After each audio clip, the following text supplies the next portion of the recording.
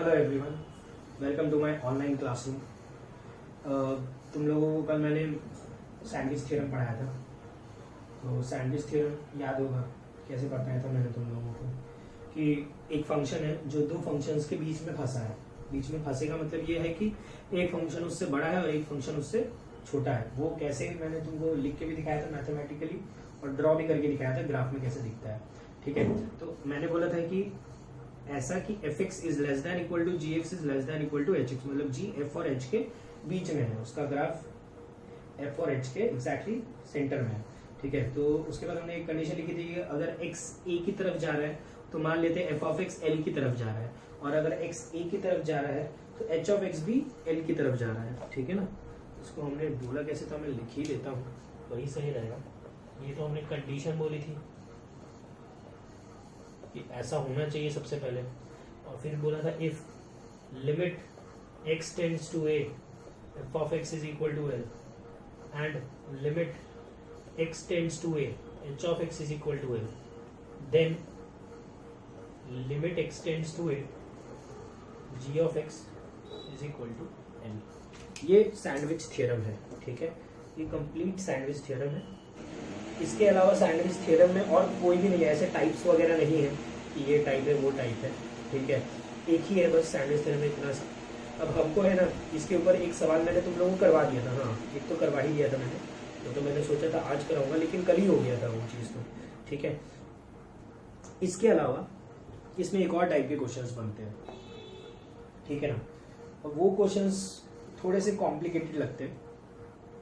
वो क्वेश्चन कराने से पहले मैं एक चीज़ तुम लोगों को बताता हूँ। मैंने स्वप्निल सर के नोट्स में देखा है, स्वप्निल सर ये लिखाते हैं कि greatest integer is less than x is less than equal to x is greater than equal to x minus one. ठीक है ना, ग्रेटेस्ट इंटीजर ऑफ एक्स हमेशा एक्स से छोटा होता है और एक्स माइनस वन से बड़ा होता है। ठीक है, वैसे एक्स माइनस वन से इक्वल तो कभी नहीं बनता है। ठीक है, ऐसे ही बना देते हैं अपने, भी हो जाएगा। तो ये ऐसा कुछ लिखाया था स्वप्निल सर ने तुम लोगों को। ठीक है, अब इसमें मैं तुम लोगों को ये अगर मैं पढ़ाता तो ये प्रॉपर्टी में मैं यहाँ पे इक्वालिटी भी लगा देता हूँ, कोई फर्क नहीं पड़ता, नहीं होता है बस। ठीक है, लगा दिया है। ठीक है, मैं यहाँ पे ये मैं जब पढ़ाता हूँ फंडामेंटल ऑफ मैथमेटिक्स तो मैं ये वाली प्रॉपर्टी नहीं पढ़ाता हूँ, क्योंकि मेरे को ये प्रॉपर्टी का कोई खास यूज पड़ा नहीं कहीं पे भी, और इस प्रॉपर्टी के बिना भी काम चला सकते हैं। ठीक है ना, ये कहाँ से आया, तो ये तो डेफिनेशन है, इसको तो एक्सप्लेन करने की जरूरत ही नहीं है। डेफिनेशन है ग्रेटेस्ट इंटीजर की, कि ग्रेटेस्ट इंटीजर क्या है, तो वो नंबर है less than it is a integer. ठीक है ना, greatest integer is an integer, लिख देता हूँ। GIF फंक्शन इज GIF क्या है, इज अ इंटीजर, या मैं सीधा लिखता हूँ greatest integer of x is an integer less than और इक्वल टू x। डेफिनेशन ही यही है कि x से छोटा या इक्वल वाला इंटीजर। तो जैसे 2.3 है तो उससे इक्वल वाला तो कोई इंटीजर है नहीं, तो उससे छोटा वाला है तो हम 2 बोल देते हैं। ठीक है, 3.3 है, 3.3 का ग्रेटेस्ट इंटीजर 3 है, क्योंकि उससे छोटा वाला इंटीजर ही लेंगे, इक्वल वाला कोई इंटीजर तो होगा नहीं। जैसे ग्रेटेस्ट इंटीजर ऑफ 2 है तो इससे छोटा वाला नहीं, इससे इक्वल वाला इंटीजर ले सकते हैं, तो 2 ले लिया। ठीक है, तो ये होती है इसकी डेफिनेशन। तो ये वाली चीज तो डेफिनेशन से ही आई है।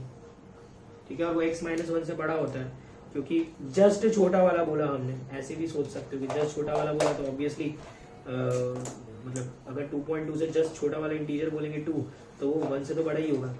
ठीक है ना, हमेशा ही होगा ऐसा।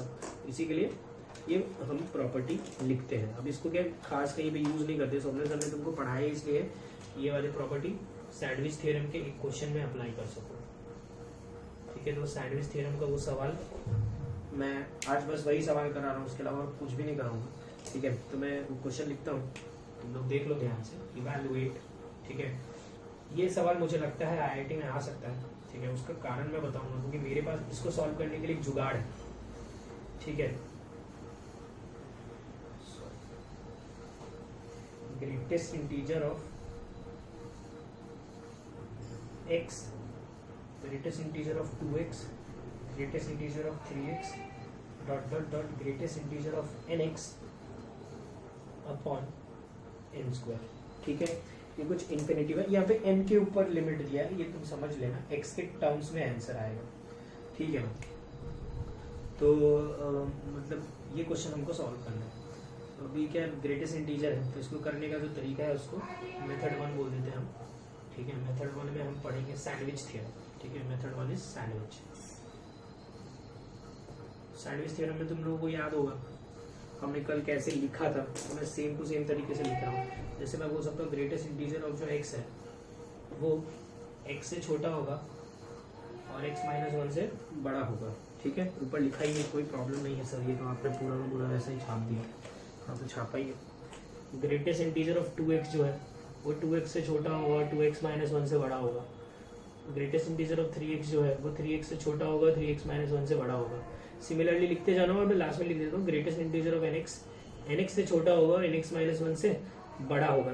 अगर तीनों को तुम ऐड कर दोगे, मतलब बीच वालों को ऐड कर दो, इधर वालों को ऐड कर दो, तो इधर वालों को ऐड करोगे x minus 1 plus 2x minus 1 dot dot dot directly from nx minus 1 is greater than equal to greatest integer of x plus 2x dot dot dot nx is less than equal to 2x sorry पहला x plus 2x plus 3x dot dot dot nx, ठीक है। इसको अगर देखोगे तो x वाले term साथ में x plus 2x plus dot dot dot nx, और 1 कितनी बार आया है तो कितने नंबर ऑफ टर्म्स है ये भी लिखने को बोला था, n देख लेना, समझ में आ गया होगा तुमको। नंबर ऑफ टर्म्स इसमें n है तो 1 n बार आया है, ठीक है। ये भी बन गया, x कॉमन ले लेंगे तो ये बन जाएगा 1 plus 2 plus 3 plus dot dot dot n। यहाँ पे भी सेम x कॉमन लोगे तो, और इसका फॉर्मूला हमको पता भी है n प्लस 1/2 माइनस है लेस देन इक्वल टू, जो भी लिखा है वो लिख दिया, ठीक है। और इधर भी n प्लस 1/2।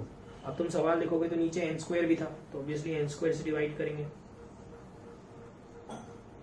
ठीक है। तीनों साइड लिमिट लिख देता हूँ, limit n tends to infinity. जो तरीके से कल क्वेश्चन कराया था वही तरीके से मैं ये भी लिख के दिखा दे रहा हूँ, जिससे तुमको समझ में आ जाएगी कुछ अलग नहीं है। लेकिन मैं ये तरीके से ये क्वेश्चन नहीं करवा रहा हूँ, मेरे पास इसको करने का एक बहुत अच्छा मेथड है, ठीक है, जुगाड़ वाला मेथड, वो मैं बताऊंगा जो हर जगह लग भी जाता है और तुमको वो ज़्यादा मतलब कंसेप्ट के क्लोज लगेगा। ये तो यार ऐसा लग रहा है कि हाँ ठीक है सर, होता तो है, समझ में भी आ रहा है, लेकिन बनने वाला नहीं है खुद से, ठीक है। शायद कुछ लोगों को लग रहा, ठीक है, तो वो नहीं लगेगा। लेकिन अब मैं ये तो ठीक है सवाल ही था, मैं इसका लिमिट सॉल्व करता हूँ। तो लिमिट कैसे सॉल्व करेंगे, तो लिमिट y टेंड्स टू 0, यही बोला था मैंने, ठीक है। तुम नहीं भी करोगे तो उसके बिना भी बन जाएगा, तुम कर सकते हो, खुद से भी करके देख लो, ठीक है ना। तो ये कर लेना, इसका y टेंड्स टू 0 लगा लेना, ये तो सेम ही लिखे रहने देना, यहाँ पे भी लिमिट y टेंड्स टू 0 लिख देना, ठीक है, और पुट कर देना। तो पुट करने के बाद शायद ये बनेगा 1 प्लस वाई अपॉन 2, ऐसा कुछ बनेगा शायद, ठीक है, हाँ यही बनेगा, ठीक है। n कट जाएगा, ऐसा ही बनेगा। और यहाँ पे शायद बनेगा, देख लेना, 1 प्लस वाई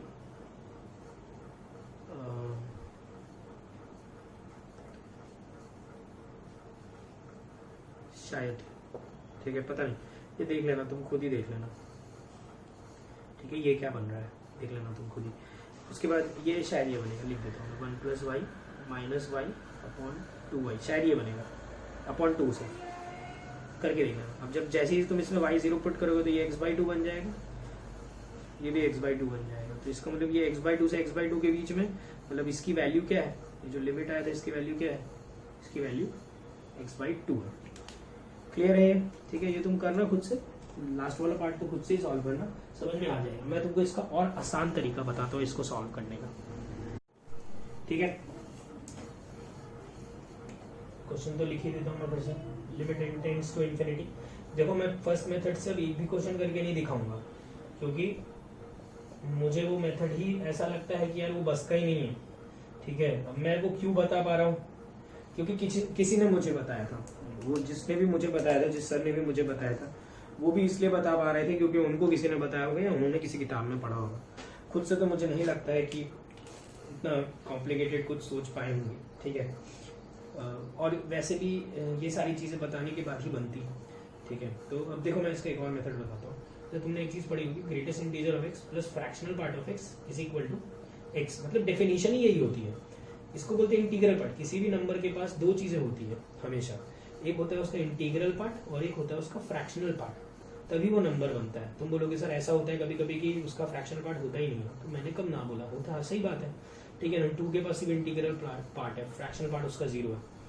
तो वही हम बोलते हैं कि ग्रेटेस्ट किसी भी नंबर को हम उसका integral part plus fractional part में तोड़ सकते हैं, ठीक है। तो यहाँ से मैं ग्रेटेस्ट इंटीजर को लिख सकता हूँ x माइनस फ्रैक्शनल पार्ट। देखो हर सवाल में अपने उल्टा लिखते हैं, मतलब फ्रैक्शनल पार्ट अगर लिमिट का क्वेश्चन रहता है तो उसको x माइनस ग्रेटेस्ट इंटीजर लिख के सॉल्व करते हैं, लेकिन एक यही क्वेश्चन है जिसमें अपने ग्रेटेस्ट इंटीजर को x माइनस फ्रैक्शनल पार्ट लिख के सॉल्व करते हैं, ठीक है। क्यों? देखो उससे क्या फायदा होता है, limit n tends to infinity, ये ग्रेटेस्ट इंटीजर को लिखा x minus fractional part of x, ये 2x को लिखा 2x minus fractional part of 2x, 3x को लिखा 3x minus fractional part of 3x, और डॉट डॉट डॉट nx को लिखा nx minus fractional part of nx upon n square. मैं इसको सॉल्व कर रहा हूँ, ठीक है। कैसे सॉल्व कर रहा हूँ? तो सारे ये वाले टर्म साथ में ले लिया, ठीक है, और सारे ये वाले टर्म्स मतलब फ्रैक्शनल पार्ट वाले टर्म्स साथ में ले लिया, ठीक है। अब मैं क्या कर रहा हूँ, इधर भी n स्क्वायर से डिवाइड कर रहा हूँ और इधर भी n स्क्वायर से डिवाइड कर रहा हूँ, ठीक है ना। अब तुम मेरी बात सुनना ध्यान से, तुमको अगर याद होगा तो तुमको सर ने पढ़ा होगा कि ये जो फ्रैक्शनल पार्ट होता है, ये हमेशा 0 से 1 के बीच में आता है, तभी तो फ्रैक्शनल पार्ट बोलते हैं। ये भी देखो ना 0.2 आया था, 0 आया था, फ्रैक्शनल पार्ट हमेशा 0 से 1 के बीच में आता है। तुम सोचो ये 0 से 1 के बीच में, ये भी समथिंग 0 से 1 के बीच में, ये भी समथिंग 0 से 1 के बीच में, और नीचे इन्फिनिटी का स्क्वायर, मतलब बहुत बड़ा इन्फिनिटी। अब 0 से 1 सब ऐड कर दोगे तो कितना ही बड़ा नंबर होगा, तुम सोच ही सकते हो यार कितना हो जाएगा। पॉइंट समथिंग को बहुत बार ऐड करोगे तो सम फाइनाइट वैल्यू आ भी जाएगी, लेकिन इन्फिनिटी का स्क्वायर तो बहुत बड़ा है, तो हम क्या बोलते हैं इसको, नेग्लेक्ट, ठीक है, टेंडिंग टू 0। अरे कोई किसी भी चीज को बहुत बड़े नंबर से डिवाइड करोगे तो 0 आएगा ही, तो हटाया उसको, ये बचा x कॉमन लिया n plus 1/2 by n square, solve कर लो, n काट देना, लिमिट y टेंड्स टू 0 करके 2 भी था सॉरी, ठीक है, 1 प्लस y/2, y को 0 पुट करना, x/2, काम खत्म। समझ में आया? ठीक है, तो ये मेरा वाला जुगाड़ है, मैं ऐसे करता हूँ ये सवाल को, ठीक है। नॉर्मली लोग सैंडविच थ्योरम में बताते हैं इसमें, लेकिन मैं इसको ऐसे निपटा लेता हूँ, ठीक है। ये मैंने खुद से सोचा, क्योंकि ये सोच सकते हैं ना यार। एक और सवाल,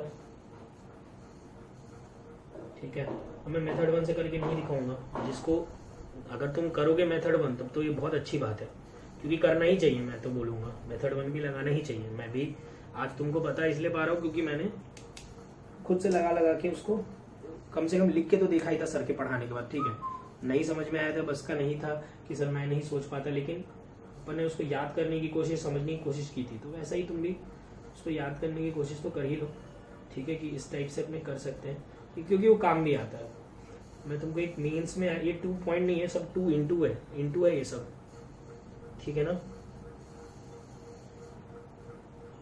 ये क्वेश्चन तुम करके देखो खुद से, वीडियो पॉज करके, अच्छा क्वेश्चन है ये, डॉट डॉट डॉट लगा लेना, ठीक है। मेरे को इतने सारे टर्म्स लिखने ही नहीं चाहिए थे, लेकिन लिख दिया था, मैं साथ में कर लेता हूँ, ठीक है। 1 into 2x plus 2 into 3x, 3 into 4x plus n into n plus 1x by n square minus fractional part of 1 into 2x plus fractional part of 2 into 3x plus dot dot dot fractional part of n plus 1 into x upon n square, ठीक है। यही है question. अब जैसा उसमें किया था वैसा ही यहाँ पे भी करेंगे, इसको पूरे को क्या कर देंगे, सीधा नेग्लेक्ट, क्योंकि सब फ्रैक्शनल पार्ट है, 0 से 1 अपॉन इन्फिनिटी का स्क्वायर, हटाया, limit n tends to infinity, x common लिया, ब्रैकेट में बचा 1 into 2 plus 2 into 3 plus n into n plus 1 upon n square, ठीक है। अब नॉर्मली क्या तुम लोगों को ये याद नहीं होगा कैसे सॉल्व करते हैं, तो चलो इसको करने के 2 मेथड बताए थे। पहले बोलते थे जनरल टर्म लिखो, तो जनरल टर्म आया r प्लस 1, ये देख के डिसाइड कर लिया, बहुत अच्छे से डिटेल में बताया था ये सारी चीजें। हमको क्या निकालना है, सम, तो समेशन हम बोलते हैं r प्लस 1, ठीक है। तो ये summation r square plus r, summation अलग अलग कर सकते हैं, तो ये एस आर आ जाए, एस एन आ जाएगा, इसका फॉर्मूला बताया था n n plus 1, 2n plus 1/6 प्लस इसका फॉर्मूला बताया था एन एन प्लस 1/2। पहले मैं यहाँ पे ये करके दिखा देता हूँ, फिर उसको करने का एक और मेथड बताया था वो भी याद दिलाता हूँ। देखो ऐसे ही रिवीजन होता है, तुमको अगर याद होगा, जो कि तुमको याद बिल्कुल नहीं होगा मुझे पता है, ठीक है। तो हम लोगों ने जब ये चैप्टर पढ़ा था सीक्वेंस, तो मैंने बोला भी था तुमको उस समय कि हम ये दोबारा रिवाइज करेंगे इस चैप्टर में। तो उनमें से ये है एक चैप्टर जिसमें थोड़े से कंसेप्ट उसके रिवाइज होते हैं। वैसे तो आईआईटी ने बोला है मेंस ने कि ये सब हटा दिया उसके सिलेबस से, लेकिन तुमको पता ही है ऐसा कुछ होता नहीं है, पूछ तो कुछ भी सकते हैं, ठीक है। एन को 1/y से रिप्लेस करना है, शायद इसका आंसर x/3 आएगा, ठीक है। x भूल गया मैं लिखा तो था, ऐसे ब्रैकेट में लिख देता हूँ, समझ जाएगा, ठीक है। शायद इसका आंसर x/3 आएगा, हाँ x/3 ही आएगा। अभी इसको करने का एक और मेथड बताया था, वो भी सुन लो, याद होगा तो।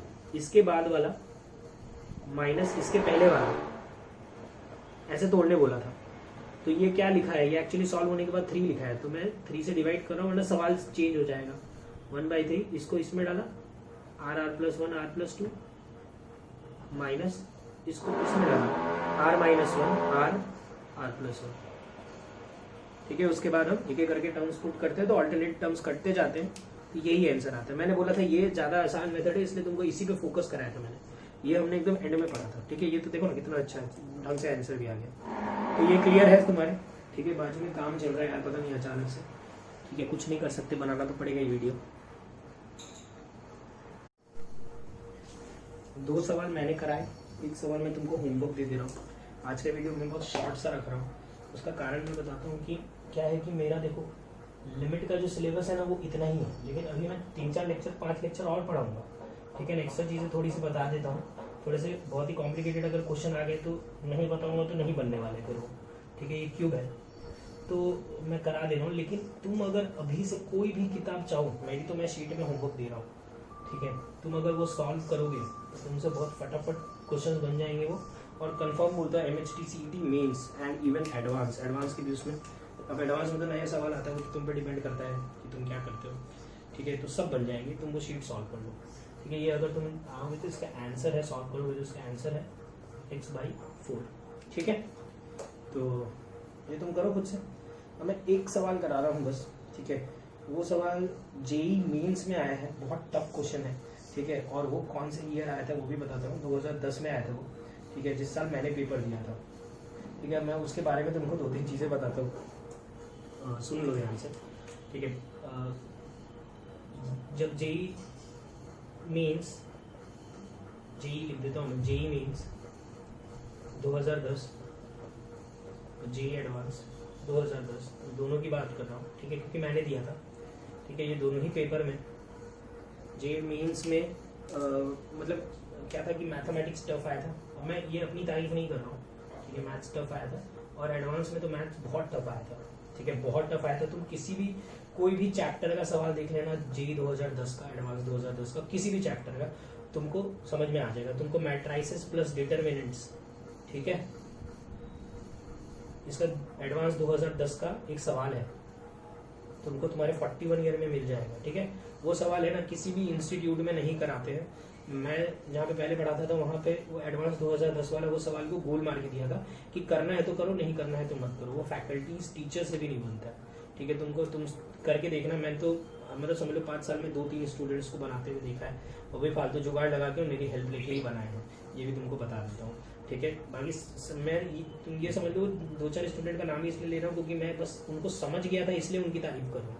समझ भी जाए तो बहुत बड़ी बात है, क्योंकि मेरे को भी समझने में टाइम लगा था, ठीक है। अभी इतना सारा 5 साल पढ़ाने के बाद भी मुझे समझने में टाइम लगता है, इसलिए बोल रहा हूँ, ठीक है। मेंस का मैथ्स टफ आया था, ठीक है। मैथ्स इसलिए मुझे इसका टफ लगा था क्योंकि जो चैप्टर्स मुझे अच्छे से आते थे, जैसे लिमिट इतने अच्छे से आता था यार मुझे उस समय भी, लेकिन उसका क्वेश्चन बहुत हार्ड आया था, ठीक है। वेक्टर 3D मुझे बहुत अच्छे से आता था, तो उसका सवाल भी हार्ड आया था, इसलिए मैं मेंस का मैथ्स टफ बोल रहा हूँ। बाकी कुछ चैप्टर्स के सवाल आसान भी आए थे, तो उसी का जेईई मेंस 2010 का एक सवाल था, ठीक है, जो मेरे ही साल आया था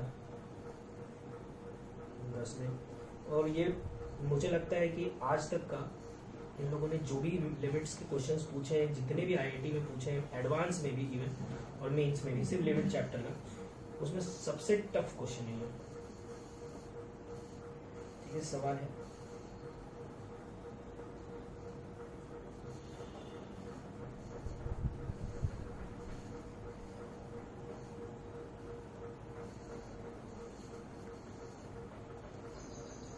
ये है सवाल, ठीक है। एफ एक इंक्रीजिंग फंक्शन है, x tends to infinity f of 3x upon f of x 1 दिया हुआ है, ठीक है। Then find limit x tends to infinity f of 2x upon f of x। सवाल पढ़ लो अच्छे से, वीडियो पॉज कर लो, करना है कर लो, मैं तो स्टार्ट करूंगा। एफ एक इंक्रीजिंग फंक्शन है जहाँ पे x टेंड्स टू इन्फिनिटी ये गिवन है और इसकी वैल्यू निकालिए। अब मैं तुमको सबसे पहले इसका सोल्यूशन बता रहा हूँ, तुम पूरा शांति से देख लो, ठीक है। उसके बाद लास्ट में तुम मुझे बताना कि ठीक था कि नहीं था, ठीक है। इंक्रीजिंग फंक्शन का मतलब याद होगा तुमको, इंक्रीजिंग फंक्शन का मतलब जैसे ये होता है कि जैसे जैसे x बढ़ेगा वैसे वैसे y भी बढ़ेगा। तो इसका सोल्यूशन देखो, जैसे मैं बोल सकता हूँ x जो है वो 2x से छोटा है और वो 3x से बड़ा है, अरे क्योंकि इन्फिनिटी मतलब पॉजिटिव की बात कर रहे हैं, तो x जो होता है वो 2x से छोटा होता है, 3x से छोटा होता है, ठीक है। ये ऑर्डर रहता है बस सिंपल सा। इक्वल भी हो सकता है इन्फिनिटी वगैरह पे जाके, ठीक है। इक्वल तो नहीं होगा, 0 पे इक्वल हो सकता है पॉजिटिव में, इसलिए मैंने ये लिख दिया है, ठीक है। अब तुमको एक ये हटा देता हूँ, ये लो x 2x से छोटा होगा और 3x से छोटा होगा। अब मैं यहाँ पे तुमको याद होगा तो sign of inequality do not change, जिसका x सबसे बड़ा है उसका f ऑफ वो भी सबसे बड़ा होगा, जैसे f ऑफ x सबसे छोटा होगा f ऑफ 2x फिर f ऑफ 3x, ठीक है ना, क्योंकि 3x सबसे बड़ा है तो उसका y भी सबसे बड़ा होगा, 2x बीच में तो उसका y भी वहीं आएगा और x सबसे छोटा है तो उसका y भी सबसे छोटा होगा। ये तुमको याद होना चाहिए। यहाँ पे इक्वालिटी लगा दे, तो इक्वालिटी मैं तुमको पढ़ाऊंगा, इंक्रीजिंग फंक्शन नाम का टॉपिक ये 3 बार बता चुका है, ठीक है, उसमें पढ़ाऊंगा। अब मैं तीनों साइड f ऑफ x से डिवाइड कर रहा हूँ, उसका कारण क्या है, हमको निकालना क्या है, तुम देख सकते हो, ठीक है। तीनों साइड में x tends to infinity limit ले रहा हूँ, ये तो 1 हो गया, ये तो निकालना था, और ये जो लिख रहा हूं मैं ये गिवन है सवाल में, ये देखो, तो ये 1 जो हमको निकालना है और ये भी 1, तो 1 से 1 के बीच में मतलब क्या है, ये भी 1। समझ में आया? तो ये था इसका सोल्यूशन। एक्चुअली ये सैंडविच थ्योरम ही है, ठीक है। सैंडविच थ्योरम जैसे ही तो दिख रहा है, वो समझ में आ गया होगा, लेकिन इतना कॉम्प्लिकेटेड मेंस के एग्जाम में कैसे पूछ सकता है कोई, ठीक है। पूछ लिया तो क्या ही करेंगे, लड़ेंगे थोड़ी ना। तो इसको करने का एक मेथड 2 है मेरे पास, जिसको मैं बोलता हूँ ऑब्जेक्टिव अप्रोच। देखो ये मेरा जुगाड़ है, ठीक है। तुम किसी और को दिखाओगे तो वो मुझे बेवकूफ़ बोलेगा कि ये क्या फालतू चीज़ है, ये ऐसे थोड़ा ना होता है, ये तो पूरा जुगाड़ है। लेकिन तुम अगर इसको ऐसे करोगे तो तुम्हारा आंसर सही आएगा। मैंने इसका सही सोल्यूशन भी बता दिया, तुमको प्रॉब्लम नहीं होगी। देखो कैलकुलस मेरे को कैलकुलस बहुत अच्छे से आता था, ठीक है। इसलिए नहीं क्योंकि मेरे को बहुत सारे कंसेप्ट्स पता थे, मुझे कैलकुलस का एक ऑब्जेक्टिव अप्रोच समझ गया था, ठीक है। तुमको जब ये समझ जाएगा ना तो तुम भी आग लगा दोगे कैलकुलस में। कैलकुलस बहुत आसान लगने लगेगा। मैं भी उसी दिन के बाद कैलकुलस सीखा था। हमको है ना फंक्शन मानना आना चाहिए, ठीक है। इसका मतलब ये है कि जैसे यहाँ पे एफ ऑफ एक्स लिखा है, तो एफ ऑफ एक्स है क्या, कौन सा फंक्शन है, साइन है, कॉस है कि कुछ और है। उस तरीके से हमको यहाँ पे अगर हम फंक्शन मानना सीख गए तो ये सारे सवाल ऐसे ही निकल जाएंगे। जैसे ये चीज तुमको धीरे धीरे समझ में आएगी मैं बोलना क्या चाह रहा हूँ। जैसे यहाँ से आज अपने स्टार्ट कर रहे हैं, अब अपने हर लेक्चर में ऐसे कुछ क्वेश्चंस देखेंगे जरूर, क्योंकि मुझे ये तुमको सिखाना है ऑब्जेक्टिव अप्रोच। तुम उसके बाद सवाल बहुत इजीली कर लोगे, अदरवाइज ऐसे ऐसे कंसेप्ट सोचने पड़ते हैं, ठीक है। तो मैं क्या यहाँ पे क्या रहता है कि यार फंक्शन सोचा, तो मैं जैसे क्या फंक्शंस आइलेट याद होगा, तो आइलेट में इनवर्स भी होता है फंक्शन, इनवर्स भी मान सकता हूँ, लॉग भी मान सकता हूँ, एलजेब्रा भी मान सकता हूँ, ट्रिग्नोमेट्री भी मान सकता हूँ और एक्सपोनेंशियल भी मान सकता हूँ। तो जैसे मैं अगर कोई भी एक रैंडम एग्जांपल लेता हूँ, f of x is equal to x मान लेता हूँ, मान लो ये फंक्शन था, तो एफ ऑफ एक्स एक्स हो गया, ये कंडीशन वेरीफाई होना चाहिए, ऐसा फंक्शन सोचना पड़ेगा। तो एफ ऑफ एक्स एक्स है तो एफ ऑफ 3x क्या होगा, ऑब्वियसली 3x, ठीक है। तो यहाँ 3x लिख दिया, ये x कट गया, ये तो आया 3, लेकिन आना क्या चाहिए था 1, ठीक है। तो यार ये तो जो मैंने माना है ये गलत माना है मैंने, ठीक है। सही ऐसा कोई फंक्शन मानना पड़ेगा जो इसको सेटिस्फाई करे। तुम मान के देखो कुछ नहीं दिखेगा। तो लेकिन क्योंकि मैं बहुत सारे चैप्टर्स पढ़ चुका था और मेंस का एग्जाम तो सब पढ़ने के बाद देते, तो मेरे को फंक्शन मानना आ गया था। तो एक फंक्शन होता है, अब सुन लो ये चीज तुमको मैं ऑब्जेक्टिव अप्रोच अपनी बता रहा हूँ। एक फंक्शन होता है कांस्टेंट फंक्शन नाम का, ठीक है। कांस्टेंट फंक्शन क्या होता है, जैसे f of x is equal to 1, ठीक है। तो ये फंक्शन कांस्टेंट है। कैसे कांस्टेंट है, तो x चेंज हो रहा है लेकिन y क्या है, 1 ही है। 1 पे भी 1 है, 2 पे भी 1 है, 3 पे भी 1 है। x चेंज हो रहा है पर y 1 है, ठीक है ना। तो इस टाइप का फंक्शन बहुत काम आता है, ठीक है ना, सवाल को फालतू बनाने में, अच्छे क्वेश्चन को फालतू बनाने में। तो मैं f of x is equal to 2 भी ले सकते हो, कांस्टेंट फंक्शन, ठीक है। तो मैं कुछ भी एक f of x is equal to 100 मान लेता हूँ, अरे ऐसे ही टाइम पास के लिए लो 3 मान लेता हूँ, ठीक है। तो x चेंज हो रहा है, y 3 है। तो अगर मैं limit x tends to infinity में पुट करूँ, देखता हूँ सेटिस्फाई कर रहा है क्या। तो f ऑफ x 3 है, तो f ऑफ 3x भी ऑब्वियसली 3 होगा। अरे यहाँ पे x था तब ना, यहाँ 3x रखे थे, यहाँ x है ही नहीं, तो कुछ भी तुम x रख दो बनना 3 है, तो ये भी 3 हो गया, तो कट के क्या आ गया होगा, तो ये कंडीशन को सेटिस्फाई कर गया। ठीक है, इसका मतलब है हमको ये फंक्शन अगर हम जो निकालना है उसमें पुट करेंगे तो उसको भी सेटिस्फाई करेगा। तो f ऑफ x 3 है, तो f ऑफ 2x भी क्या होगा, 3 होगा, 3 कट के क्या आ गया होगा, देखो आंसर होगा। समझ में आया? सोचते रहो इसके बारे में, पूछना हो तो पूछ लो। आज के लिए काफ़ी है, थैंक यू।